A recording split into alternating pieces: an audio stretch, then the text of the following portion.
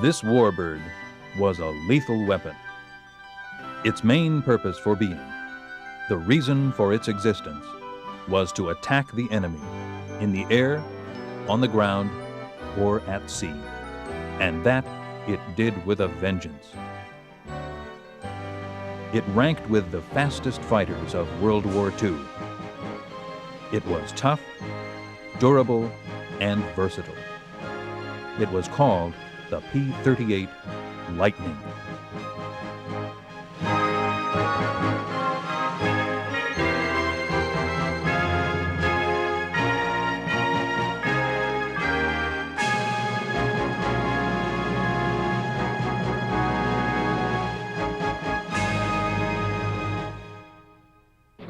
The P-38 was the fastest fighter in the early stages of the war, and the first fighter useful for long-range escort.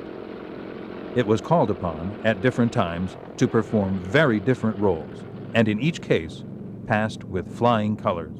The P-38 was a good airplane. It was not a major player in the European theater. It was a far better player in the Pacific because it had very good range characteristics. It was excellent for slashing attacks, for basically energy management type attacks where it would evade an enemy's more agile and more maneuverable lighter fighters by basically positioning itself with speed and altitude to seize the initiative against an opponent. It had a concentrated armament package. It had relatively dangerous high-speed dive characteristics because it was one of the first aircraft to approach what we would call sonic conditions. Not the speed of sound. It was not an airplane that could fly very close to the speed of sound, but it would exhibit some of the problems that you had from transonic airflow changes around an aircraft as it begins to fly close to the speed of sound. But it was by no means an inferior airplane. It was a very fine aircraft. The P-38 had a 52-foot wingspan with a total length of just over 37 feet. Its height was 12 feet 10 inches. It was powered by two Allison V1700 engines, and it had a maximum speed of 415 miles per hour. It weighed 14,100 pounds empty and 17,500 pounds loaded for battle. With a ceiling of 40,000 feet and a range of 2,260 miles, it could go the distance and deal out a great amount of damage. Where the P-38 really excelled, as I said earlier, was in the Pacific campaign, because there the combination of twin engines, very long range, really served that aircraft very, very well. The highest scoring American fighter pilots flew in the Pacific theater, and the top three all flew the P-38. For that matter, it may have even been more than the top three. There was certainly a number of leading aces in the Pacific theater who flew the P-38. The Japanese were driving toward Port Moresby, one of the few bases still in Allied control.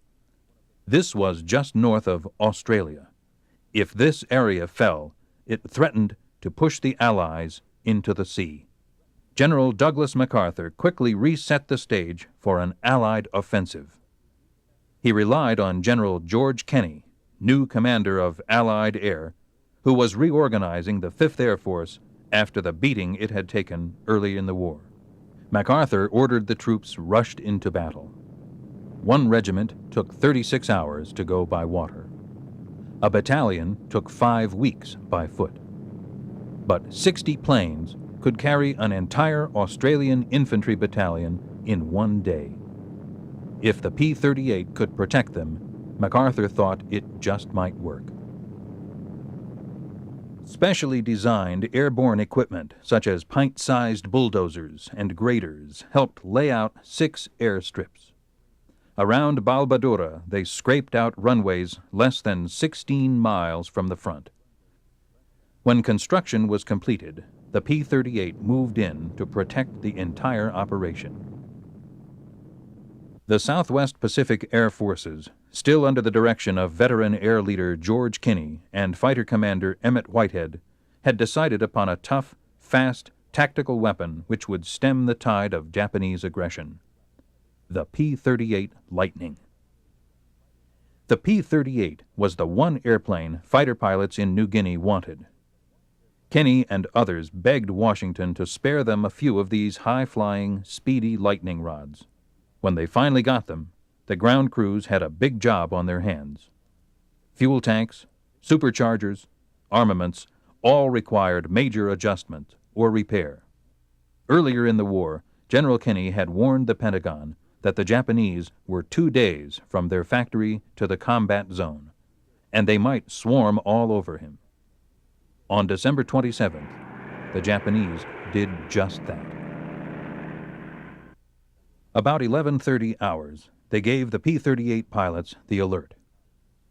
They received the word that the Allied radio station at Domadura had picked up a number of Japanese aircraft approaching the target area. The pilots had waited a long time for this moment, and with the help of their crews, they got going in a hurry. It had taken more than 3 months to get the P-38s ready for combat. The maintenance crews had worked hard, and now the pilots were about to put the Lightnings to the test. As part of the 39th Fighter Squadron, they had flown some patrol and escort missions with the P-38. However, this was to be their first important combat operation. 12 brand-new P-38s were being dispatched to intercept the invading force of unknown strength. Both sides were in for a surprise. At 12:10 hours, they sighted the Japanese. They were out in force. Separating into 3 flights of 4 each, the P-38 pilots got on top at 10,000 feet. The Zeros didn't appreciate the view. The P-38 lead flight peeled off to dive in and break up the formation. With his throttle wide open, this P-38 latched on to a Japanese. And then the first lightning struck.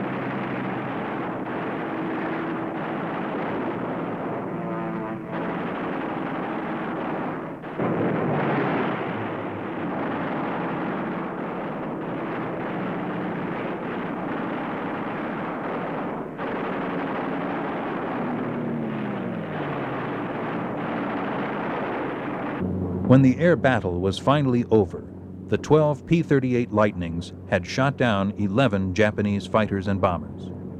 This was a dramatic debut for the P-38 in the Southwest Pacific. The tide was turning, but one battle didn't win a war, and one fighter could not do all the work. But the P-38 had proved its worthiness.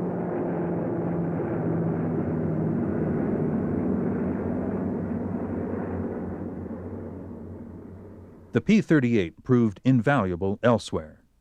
In North Africa, it was used to fight off the Nazis and protect the local population. This rare newsreel from the front in North Africa documents a real dogfight for the P-38 and Nazi Messerschmitt 109s. Every fifth one is a tracer bullet. Street scenes were photographed by a concealed camera and reveal the true and varied reactions of the public during the raid.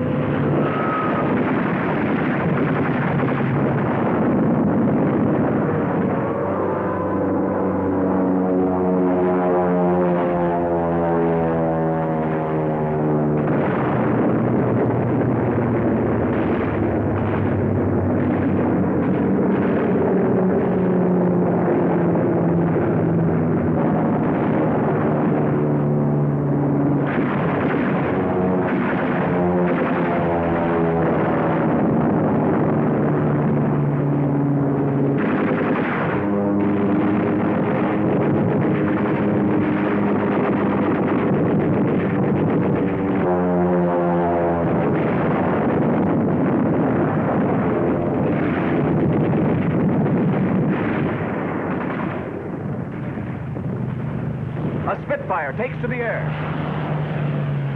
This is one of the Allied airfields in the vicinity of Bow. American P-38 rise to the attack.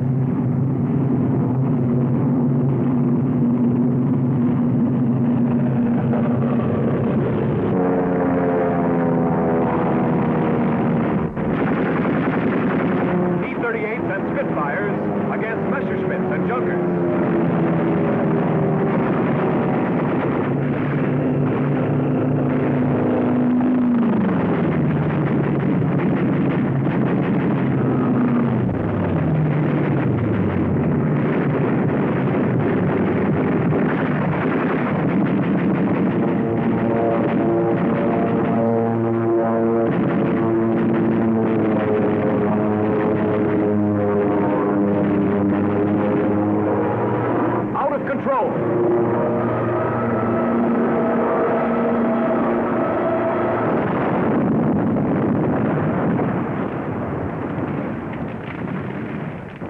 This is the Messerschmitt.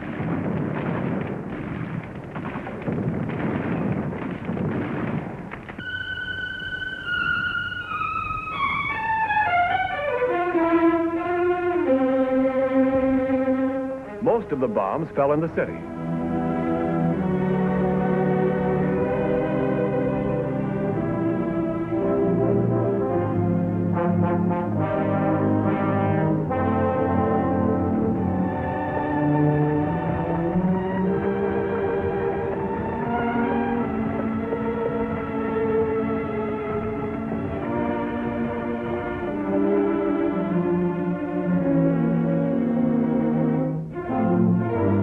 V stands for victory everywhere.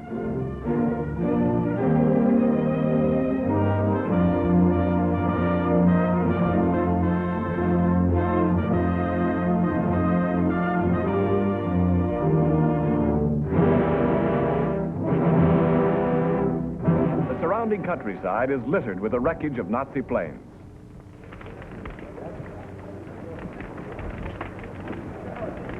This is a Dornier.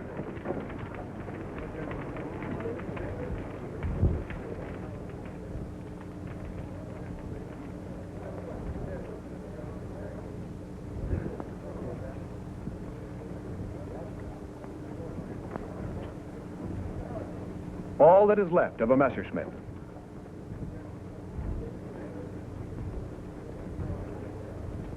The crew of this one was captured.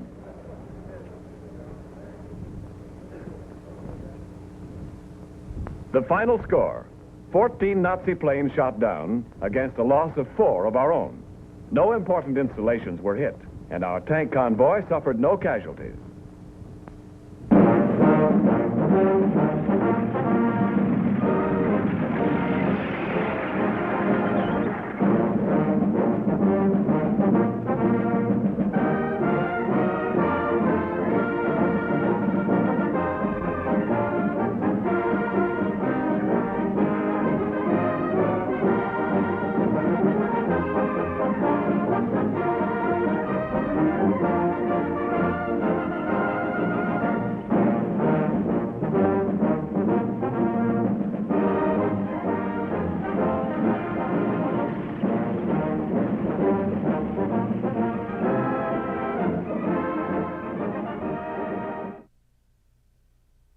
Another role that the P-38 played was as a photo reconnaissance airship for the Allied forces. The 17th Photo Reconnaissance Squadron, stationed on Guadalcanal, had an excellent record of supplying the Fighter Command, Bomber Command, and the naval and ground forces with the particular and valuable type of intelligence information that photo reconnaissance could obtain. The plane the air commanders chose for this delicate work was a converted P-38. Here, a radio man tests the communications system and gets a line check from the squadron control station. A maintenance man was responsible for the condition of the camera. Because of the extremely humid climate of the tropics, the cameras had to be removed from the plane after every mission and taken to the camera tent for a complete check. Nearby was the operations board on which all missions were noted. the operations officer would receive a call asking for information concerning a certain area. He would list the data: destination, area to be flown, number of photos desired, etc., and then walk over to the board and then call the pilot and write in his name and mission. After this, the pilot would be briefed. On this area map, the route would be pointed out. These are the Solomons, and the course would be an elliptical route from Guadalcanal, covering the islands to the northwest and their adjacent waters. Particular information was needed about enemy activity at Buna Island, furthest west in the Solomon Group. The operations officer, with additional information brought in from similar missions, advised the pilot as to which course to take, and was shown the spots where enemy flak and fighters would probably be encountered. The crew was then notified, and the proper camera and films made ready. The modified P-38 could accommodate 5 cameras.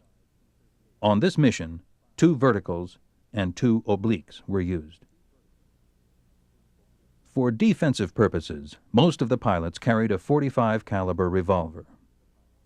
Except for a machete, this was all the armament these P-38 pilots carried on a mission. All armor and armaments had been stripped from the plane to accommodate the camera. The pilot's only protection was his speed, which was enough. The P-38 was the fastest photo reconnaissance plane in World War II.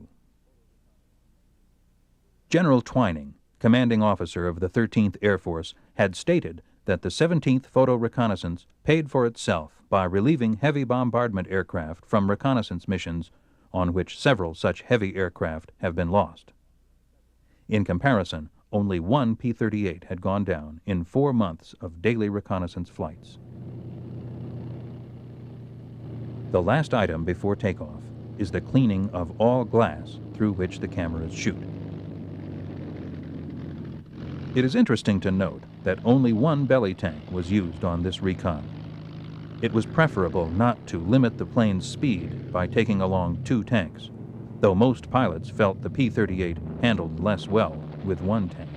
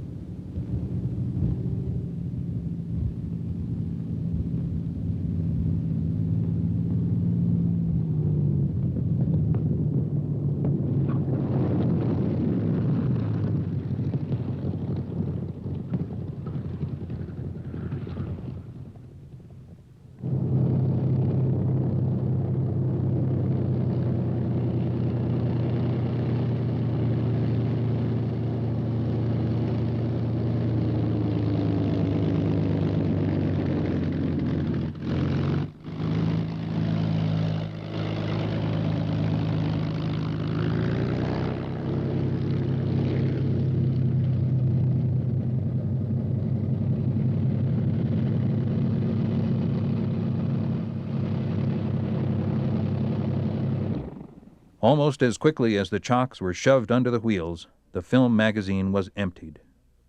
No time was lost in getting the film to the field lab and rushing prints to the photo intelligence officer for interpretation. It is possible that 1 or more of these negatives held information that was of life and death concern to every man in the Guadalcanal area. Photographs can show things that the human eye cannot easily detect. At times, a whole fighter or bomber squadron could fly over an enemy installation and never see it. Furthermore, photos were examined carefully with stereoscopes and by more than 1 person. They were checked with other photos taken previously to catch minute changes in the arrangement of the terrain and to detect carefully camouflaged installations. Organizing the intelligence which the P-38 pilot had brought in, the intelligence officer gave his superiors a summary of the report. Half an hour had elapsed from the time the P-38 pilot returned from his mission.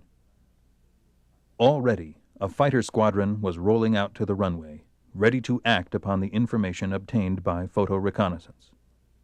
It may be that the photographs and the verbal report disclosed that the enemy was open for attack at Tonalai. Perhaps it was discovered that enemy transports, destroyers, or bombers were sneaking up the channel.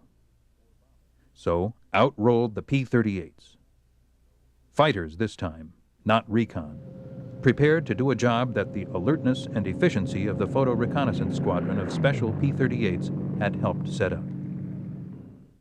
There were many examples of where the stripped-down P-38s doing reconnaissance were able to tell the fully armed Lightnings where and when to fight. One of the best examples was a mission where for 3 days in a row P-38 pilots were sent on a low-level attack to knock out Rabaul on New Britain Island.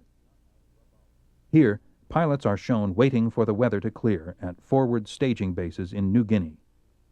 The P-38 pilots depended upon the gunners in the B-25 bombers to neutralize Japanese enemy planes and flak, so that their Lightnings could smash the airfields around Rabaul and then destroy the concentration of military shipping in Simpson Harbor. Ever since January 1942, units of the 5th Air Force had continually blasted Rabaul, but it still continued to operate. By November 2, 1943, the briefing officer announced that the 8th Photo Squad, flying recon over Simpson Harbor, had seen 7 destroyers and 20 merchant vessels. At the airfields, they had counted over 37 planes. This was a rough and tough mission, perfect for the P-38 Lightning. At the fighter briefings, P-38 pilots were given details of the plan that required perfect coordination between bomber and fighter elements. Surprise and timing were the main parts of the plan that General Kenney and his staff put in motion. Briefings over, 5 squadrons of medium bombers were boarded and revved up. Shortly after 1000 hours, the tower gave them the go-ahead, and the bombers got underway. Then the P-38s got ready. From 6 squadrons of Lightnings, 2 squadrons had orders to sweep Simpson Harbor. The other 4 were to attack the land batteries. In all, 80 P-38 Lightnings scrambled off. In good flying weather, Allied bombers held their formations as they headed toward Rabaul. Once over the Solomon Sea, the plan went into effect. As the P-38s scanned the skies, they spotted what they were looking for, Japanese Zeros. The Lightnings swept in ahead of the bombers to clear the area. The P-38 could outclimb, outdive, and fly faster than the Zero, a fact this Japanese fighter found out too late. In all, the P-38s bombed 24 Japanese ships and strafed 17 on this particular mission. These pilots claimed 42 shot out of the sky. The cost? 45 American flyers and 17 American planes. In the space of 12 minutes, a formidable Japanese sea and air armada was attacked and decisively defeated. The P-38 Lightning made it possible. After 2 years of war, the Japanese strategic plan had been fatally upset. But the Allies knew the war was far from over. The armies of Japan still controlled much conquered territory. General Hap Arnold told the world, "There are many roads that lead right to Tokyo, and we're not going to neglect any of them." Relentlessly, the Allied attack continued, spearheaded by the P-38 and the striking power of the U.S. Army Air Force.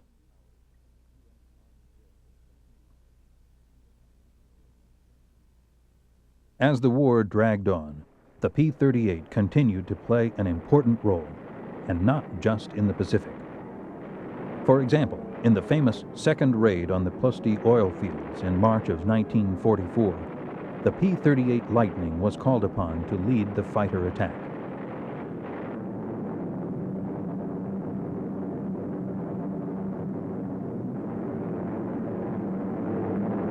For hours, the P-38 Lightnings buzzed the Balkans. This was an all-out effort on the part of Allied pilots and crews.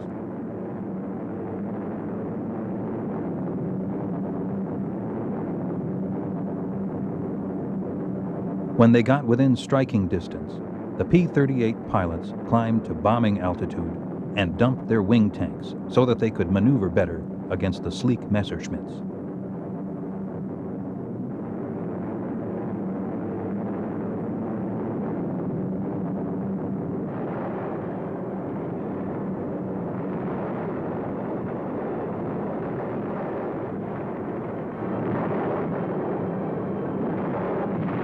First, they hit the refineries and other hard targets, and then they attacked German fighter units on the ground. Even with a huge smoke screen put up by the Nazis, the P-38s got through and accomplished their goals. The mission was successful. The P-38 pilots destroyed 29 Nazi planes and damaged 3 refineries. In spite of its success in operations like the Plosti oil fields, some critics and a few pilots worried over the fact that the P-38 had 2 engines. Some felt this was a plus, in case one engine failed. Others believed it would be hard to fly with only one engine, and impossible for the pilot to bail out in case of emergency. You know, there's this old joke in aviation development that the second engine takes you to the scene of the crash.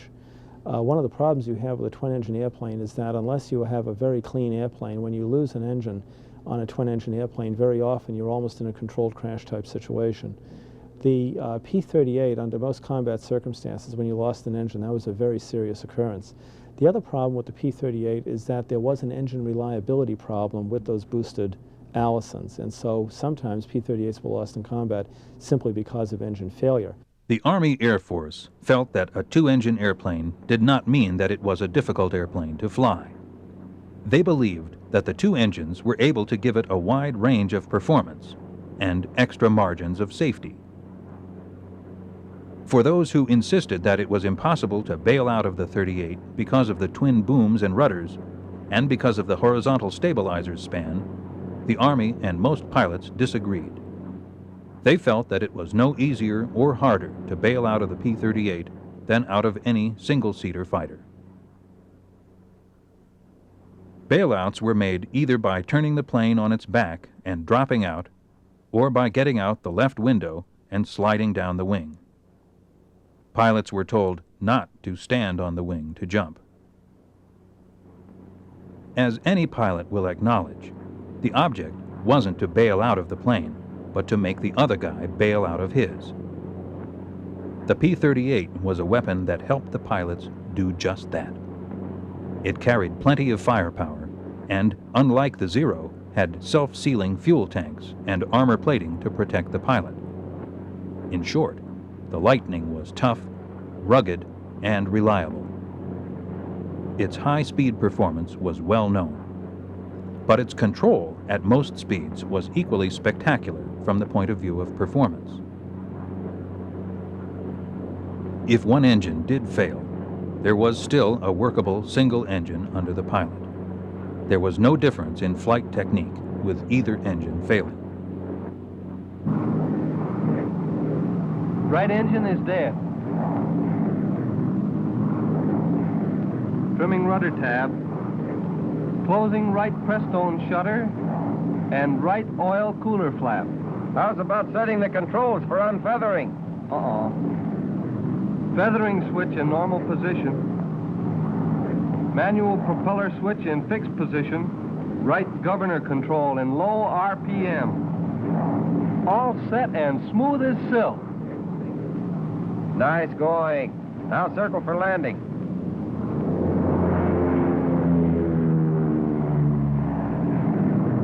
2,600 RPM with 20 inches. Tab control set at 0. Gear down at 160.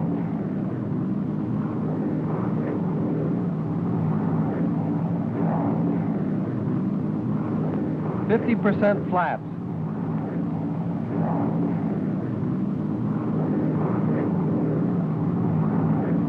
It's in the bag.